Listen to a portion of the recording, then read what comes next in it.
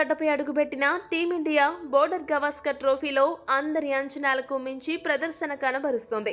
Perth వేదికగా జరిగిన మొదటి టెస్టులో సంచలన విజయం సాధించిన భారత జట్టు రెండో టెస్టుకు ముందు జరిగిన ప్రాక్టీస్ మ్యాచ్లో కూడా అదే తరహా ప్రదర్శన కనబరిచింది. 6 వికెట్ల తేడాతో ప్రైమ్ మినిస్టర్ 11 జట్టుపై గెలిచి సీనియర్ ఆస్ట్రేలియాకి రోహిత్ సేన స్ట్రాంగ్ మెసేజ్ పంపింది. ఇక మొదటి టెస్ట్ మ్యాచ్ కి అందుబాటులో లేని రోహిత్ శర్మ, గిల్ తిరిగి జట్టులో చేరడంతో రెండో టెస్ట్ కి ఎవరు ఓపెనింగ్ చేస్తారని విపరీతమైన చర్చలు నడిచాయి. వీటన్నిటికీ తాజాగా జరిగిన ప్రాక్టీస్ మ్యాచ్ లో సమాధానం దొరికింది. ఈ మ్యాచ్ లో జైస్వాల్ తో కలిసి కేఎల్ రాహుల్ ఓపెనర్ గా బరిలోకి దిగాడు. మరోసారి ఇద్దరు ఓపెనర్లుగా 75 పరుగుల భాగస్వామ్యాన్ని నెలకొల్పి సత్తా చాటారు. రోహిత్ శర్మ 4వ స్థానంలో బ్యాటింగ్ కి వచ్చాడు. ఇక ఈ మ్యాచ్ అనంతరం రోహిత్ శర్మ మాట్లాడుతూ పింక్ బాల్ టెస్ట్ కి మేము అన్ని విధాలా సిద్ధంగా ఉన్నాము.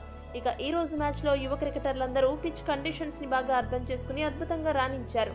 డిసెంబర్ 6వ తేదీన మొదలు కాబోయే డే నైట్ మ్యాచ్ కి ఇది బాగా ఉపయోగపడుతుంది. ఇక విన్నింగ్ కాంబినేషన్ ని చెడగొట్టకూడదనే ఉద్దేశంతో రాహుల్ నే ఓపెనర్ గా పంపడం జరిగింది. జట్టుకి ఏది కావాలో అది చేయడానికి ఒక ఆటగాడు ఎప్పుడూ ముందుండాలి. ఎప్పుడు వ్యక్తిగత ప్రయోజనాల కంటే కూడా జట్టు ప్రయోజనాలే ముఖ్యం.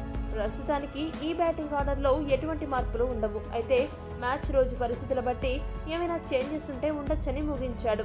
మొత్తానికి జట్టు కోసం తన ఓపెనింగ్ స్థానం త్యాగం చేయడంతో రోహిత్ పై హర్షం వ్యక్తమవుతుంది. కాగా ప్రాక్టీస్ మ్యాచ్ లో రోహిత్ కేవలం 3 పరుగులే చేసి అవుట్ అవ్వడం మాత్రం అభిమానులను నిరాశకు గురిచేసింది. అయితే రెండో టెస్ట్ మ్యాచ్ లో రోహిత్ తప్పక తన స్టామినా ఏంటో చూపిస్తాడంటూ ఫ్యాన్స్ రోహిత్ కి సపోర్ట్ గా నిలిచారు.